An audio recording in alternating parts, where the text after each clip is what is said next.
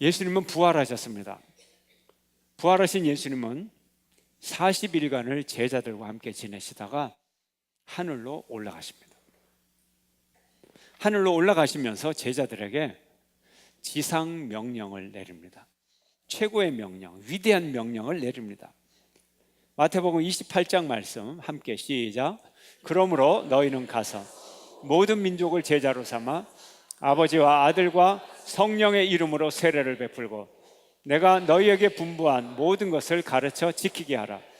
볼지어다 내가 세상 끝날까지 너희와 항상 함께 있으리라 하시니라. 아멘.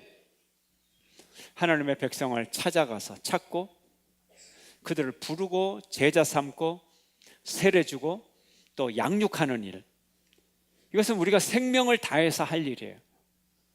우리가 지상명령, 최고의 명령이기 때문에 가장 소중하고 가치 있는 사명인 것입니다. 더구나 이렇게 전도하고 세운 이 성도들을 이제 더 성숙시켜가지고 지도자로 세우는 일은 교회의 아주 중요한 사명인 것입니다. 우리는 이렇게 믿음의 공동체를 세워가는 일에 헌신해야 합니다. 만약 우리들이 눈물과 기도로 섬긴 믿음의 공동체가 잘 자라서 그 공동체 성도들이 다 지도자가 되고 다 성숙한, 그래서 아주 하나님 앞에 헌신하는 일꾼이 된다면 참 우리 인생은 가장 복된 인생이 될 거예요. 그리고 우리는 이 땅의 수고를 인정받아서 그리스도의 큰 영광에 참여하게 될 것입니다. 그래서 우리가 수고할 때는 영광이 있다, 땀에는 열매가 있다, 피에는 부활이 있다, 이걸 알아야 되는 거예요. 오늘 본문은 주님의 희생과 영광을 말씀하십니다. 먼저 주님의 희생을 보겠어요. 빌립보서 2장 7, 8절 말씀 함께 시작. 오히려 자기를 비워 종의 형체를 가지사 사람들과 같이 되셨고 사람의 모양으로 나타나서 자기를 낮추시고 죽기까지 복종하셨으니 곧 십자가에 죽으십니다. 예수님은 자기를 비우시고 종의 형체를 갖고 낮추시고 또 십자가에서 죽기까지 복종을 하셨습니다. 이것을 다 요약을 하면 희생이라는 단어로 요약해요. 또 이것을 요약을 하면 제물이라는 단어로 요약이 됩니다. 비우시고 종의 형체를 갖고 복종하시고 죽고, 이게 다 종의 모습이잖아요. 또 죽는 제물의 모습이잖아요. 당신은 우리를 위하여 희생 제물을 드리셨어요. 에베소 요한일서 함께 읽겠어요. 시작. 그는 우리를 위하여 자신을 버리사 향기로운 제물과 희생 제물로 하나님께 드리셨느니라. 그는 우리 죄를 위한 화목 제물이니 우리만 위할 뿐 아니요 온 세상의 죄를 위하심이라. 그분이 우리를 위한 희생 제물, 번제로 향기로운 제물이 되셨어요. 우리의 죄를 위해서, 온 세상의 죄를 대속하시기 위해서 희생을 하셨어요. 예수님의 낮아지심, 비우심, 죽으심, 제물이 된 거죠. 그러므로 우리가 그리스도를 닮아가는 것이 그리스도인의 사명인데, 그럼 우리의 구원의 완성은 우리가 예수님을 가장 가까이 닮았을 때, 예수님과 똑같이 닮았을 때 우리는 어떤 모습일까요? 바로 제물된 모습이 되는 거예요. 큰 회사의 CEO 되는 게 아니고요, 제물된 모습이 되는 거예요. 우리가 희생 제물이 되는 거예요. 그래서 우리의 삶이 완성이 된다고 하는 것은 우리가 완전히 제물이 된다, 그걸 깨닫고 그렇게 되는 것을 말하고 있죠. 제물이 되는 것은 자기 것이 없어요. 그래서 예수님처럼 이제 비워야 되는데 뭘 비울까요? 우리 사회에 사람들 속에 가득 찬 게 많아요. 또 이 시대를 살아가는 우리 그리스도인들 속에 가득 찬 게 많아요. 예수님처럼 제물이 되려면, 종이 되려면 이제 비워야 되는데 뭐가 들어있나요? 많이 들어있겠죠, 많이. 근데 비울 때는 뭘 비워요? 나쁜 걸 비워야 되겠죠, 그죠? 제일 많이 채워져 있는 게 무엇일까요? 욕망. 욕망 중에서 무슨 욕망? 금전적인 욕망, 소유욕으로 가득 차 있어요. 소유. 예수님은 돈 얘기를 많이 하셨어요. 누가복음에 보면요, 다 돈 얘기가 많아요.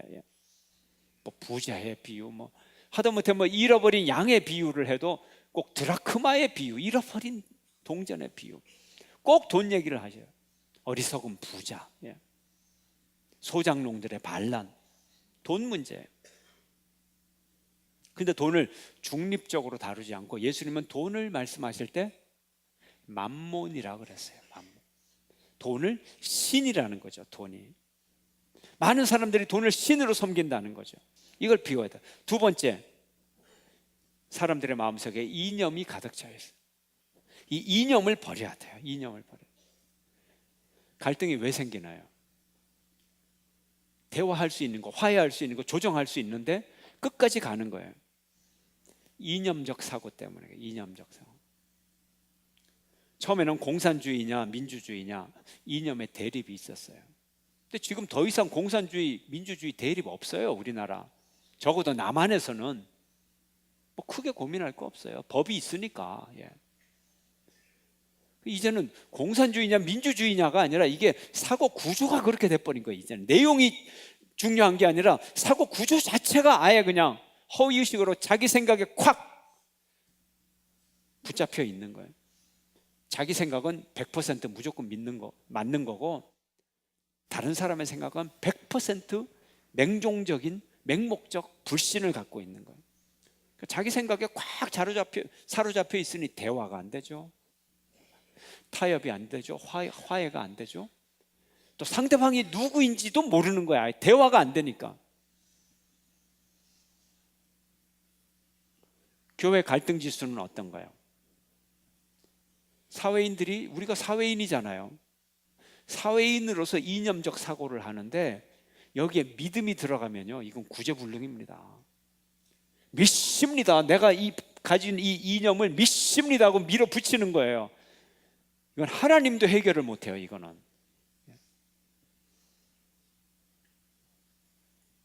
어저께 신천지 이만희가 저한테 편지를 보냈더라고요. 저한테만 보냈겠어요? 전국의 목사님들에게 이제는 간이 커져가지고 편지를 보내요. 근데 편지가 이렇게 시작이 돼요. 서두가. 한국의 대표적인 교회 연합기관이 두 개가 있어요. 한기총과, 들어보세요, 한기총과 한교연은 신천지에 대해 전쟁을 선포하고 전쟁을 하느라 수고하십니다. 제법이죠. 교인 수가 급감되고 둘셋으로 갈라지고 흩어지고 서로 이단으로 저주하고 있는 것입니다. 하나님의 소속 같으면 갈라지고 싸우고 다투고 서로 이단이라고 저주하지 않습니다. 진짜 이단인 신천지가요, 기독교계를 향해서 싸우지 말라고 충고하고 있는 거예요. 그래서 자기가 이단인 거를 이제 희석을 하려고. 기존 교회들끼리 자기들끼리 이단이라고 하니까 그거 봐라, 우리가 무슨 이단이냐, 억울하다, 이런 얘기를 하려고 이제 이런 편지를 이렇게 시작을 하는 거예요. 이게 다 이념에 사로잡혀서 목사들까지도 이념적 사고를 하고 있는 거예요.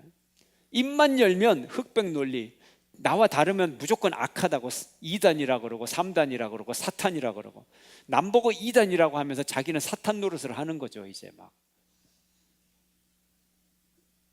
다른 것과 악한 것을 구별하지 못해요. 다른 것과 악한 것을 구별해. 달라도 좋은 거예요. 근데 다르면 이 사람들에게는 악한 거예요.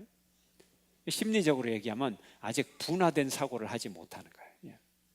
불쌍한 거죠. 여러분, 이 세상에서 가장 나쁜 죄악이 뭔 줄 아세요? 명예훼손, 사기, 공갈, 협박, 폭행, 살인. 살인은 육신을 죽이는 거예요. 그런데 이단이라고 하는 거는 그 영혼까지 죽이는 거예요. 공동체 자체를 죽이는 거예요. 사탄의 앞잡이가 되는 거예요. 굉장히 큰 죄악이에요. 이단이라고, 진짜 이단을 이단이라고 하는 거, 그거는 하나님이 기뻐하시지만, 분명한 근거가 있지만 자기 마음에 안 들면 이래서 이단이고 저래서 이단이고, 이건 아주 큰 죄악이에요, 한국교회에. 그래서 엉뚱한 사람들끼리 싸우는 거예요. 이게 교회 갈등이에요. 그리고 진짜 이단을 향해서는 일을 못하는 거예요. 여러분, 이혼 소송하고 있는 남편이 직장일 제대로 할 수 있어요? 이혼 소송하고 있는 아내가 무슨 일을 제대로 할 수 있겠어요? 외부로 뻗어나가지를 못하고 사회 이미지 추락시키고, 교회는 맨날 싸워. 서로 이단이래. 나중에 법정에 가서도 문제가 생겨요. 판사들이 도대체 뭐가 이단인지 우리 모르겠다 이래버리면요, 앞으로 큰일 납니다, 진짜. 그러면 진짜 이단이 정통되고 정통이 이단되는 일이 생길 수도 있어요. 기정교단이 단합이 돼야 검사 판사들이 판단을 할 거 아니에요. 와, 우리 사회에 주류가 있는데 이게 아니구나. 얼마나 큰일인지 몰라요. 그러니까 이제 진짜 이단인 신천지까지 이걸 빌미로 합리화하려고, 우리 억울하다, 너희들은 원래 그런 인간들 아니냐, 그런 교회 아니냐, 서로 이단이라고 싸움판에 우리가 억울하게 됐다. 편지의 논리는 그거예요. 그래서 점잖게 아저씨들 신천지로 오세요 뭐 이런 식으로 결론을 내리고 있는 거예요. 얼마나 우스운지. 교회다움은 사도성이에요. 사도성. 사도들 베드로, 야고보, 요한으로부터 사도성이 그 전통을 갖고 있느냐? 결국 역사성이에요. 역사성.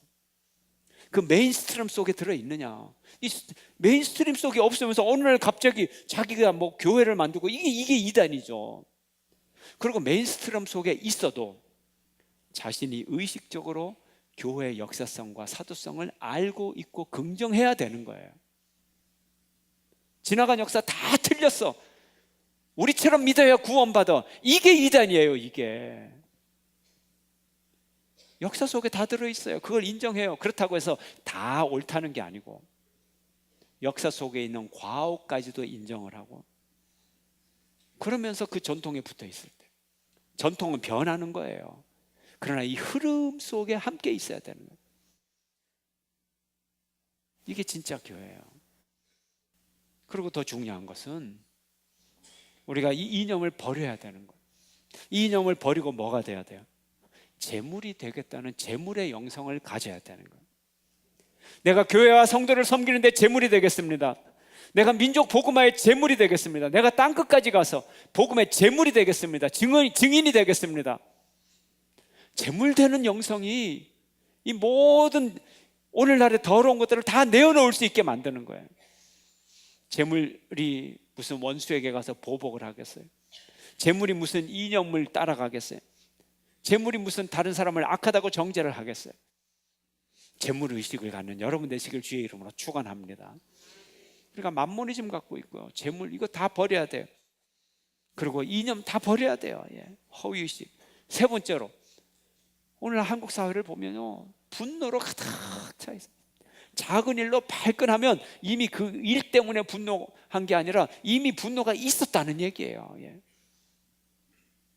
분노가 왜 생깁니까?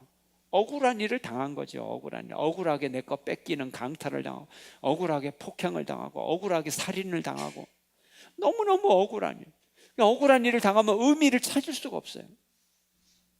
아무런 의미가 없어요. 그래서 의미가 없기 때문에 너무너무 허탈하고 너무 억울하니까 충분한 위로와 보상이 있어야 되는 거예요. 배 타고 가다가 그냥 빠져 죽었어. 얼마나 허무해요. 얼마나 원통합니까? 충분한 위로와 충분한 보상이 있어야 돼요. 우리 사회는 이런 게 없어요. 미국 사회를 보면 사회를 위한 희생자를 영웅으로 받더래요. 영웅으로.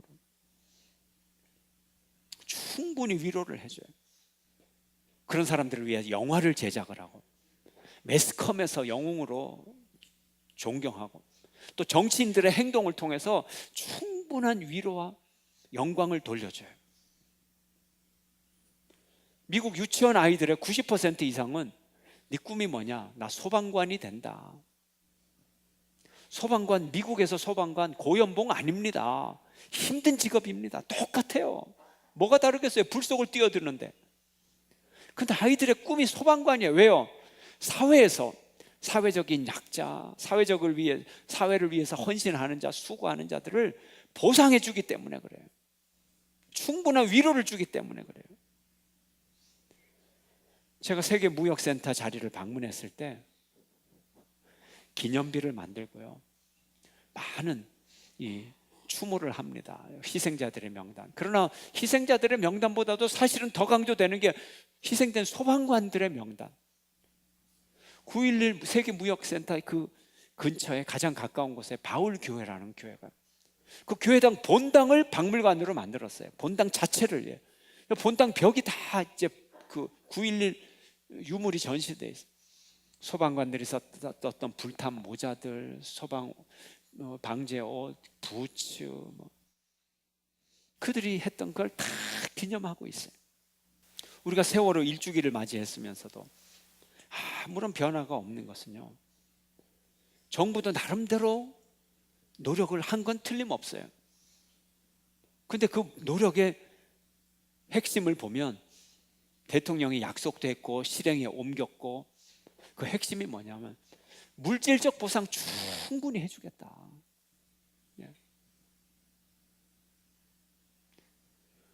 오로지 물질적 보상에 주력을 했다는 거예요.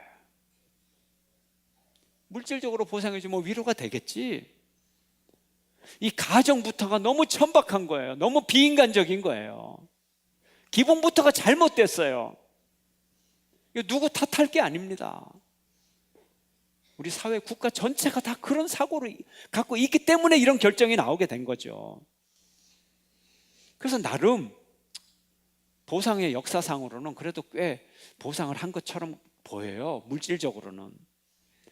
그래서 택시 기사들이 듣는 얘기가 뭐냐면, 아이고 세월호 가족들이 이제 그만 좀 본연의 자리로 돌아가지, 그만했으면, 그만큼 보상 받았으면, 이런 얘기들을 한대요. 여기서 그만한 보상을 받았다는 게 뭐예요? 물질적 보상이에요. 물질적.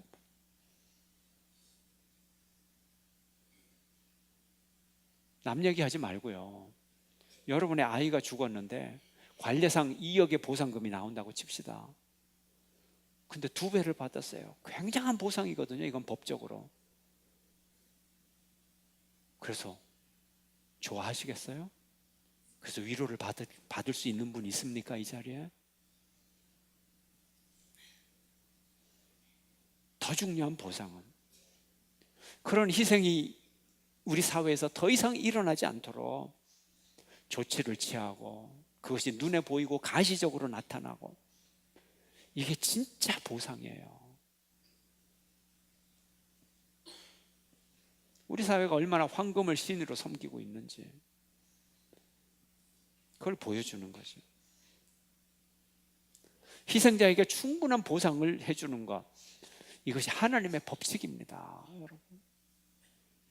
희생이라고 하는 거는요, 보상을 전제로 할 수가 없어요. 할 수가 없어요. 십자가에 달려 죽으면 3일 만에 부활하리라, 아무리 약속을 해도 십자가에 달릴 수가 없는 거예요.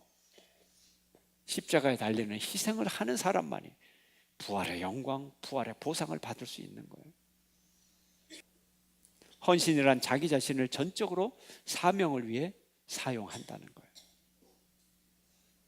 우리가 이런 공동체를 만들어야 돼요. 이런 공동체를 만들어야 돼요. 우리가 정말 한 공동체 속에서 죽도록 충성하다가 자기 자신을 충분히 번제로 먼저 하나님 앞에 드리고, 뒤에 남은 사람이 그 번제의 마무리 전제로 하나님 앞에 드리면서 계속 이런 삶을 살아간다면 뭐예요? 우리가 부활의 동산으로 계속 가는 거예요. 함께 가는 거예요. 그걸 연상할 수 있어요. 함께 섬기다가 부활의 동산으로 가서 백골이 진토되도록 함께 묻히고 말이죠.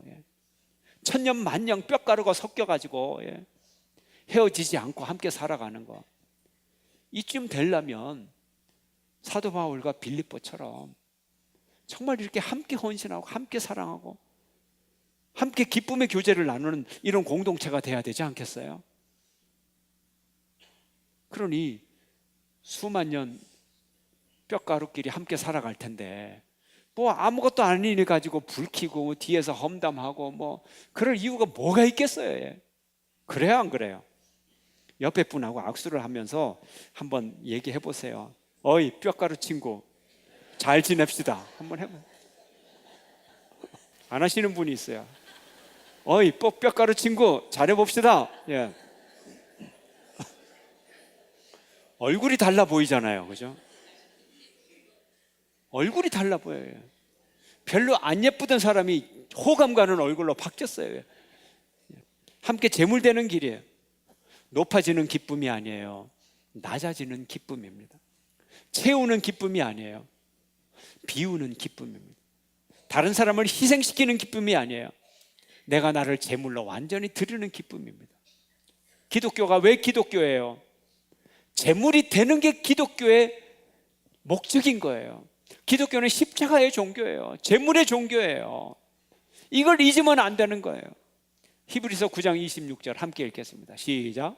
그리하면 그가 세상을 창조한 때부터 자주 고난을 받았어야 할 것이로되 이제 자기를 단번에 제물로 드려 죄를 없이 하시려고 세상 끝에 나타나셨느니라. 아멘.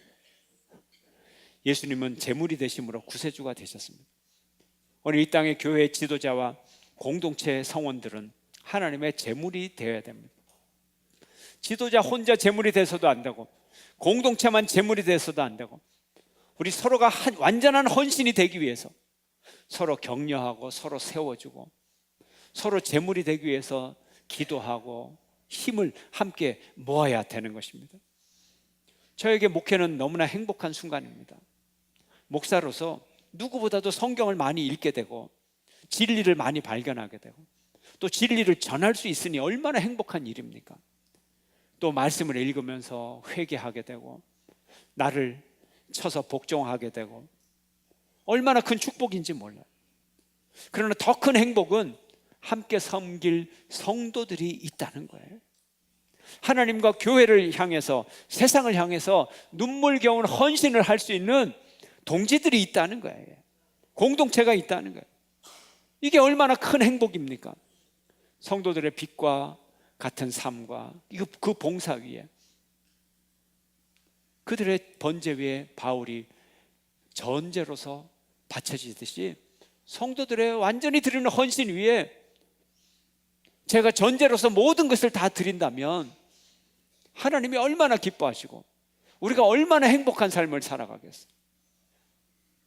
하나님의 축복이 얼마나 임하겠어요. 그리고 예수님에게 임했던 천상천하의 모든 이름에 더 뛰어난 이름이 되어서 그리스도라 높임을 받도록 해주시겠다. 그리고 이 영광에 우리가 참여하게 된다는 것, 이것이 제물된 공동체의 영광인 것입니다. 제물됨으로 끝나는 것이 아니라 여러분에게 하늘의 영원한 영광이 임할 줄을 믿습니다. 바로 이것을 위하여 서로 격려하고 돕고 기도하고 사랑하고 서로 섬기면서 이런 공동체를 만들어 나가는 여러분 모두가 되시기를 주의 이름으로 축원합니다.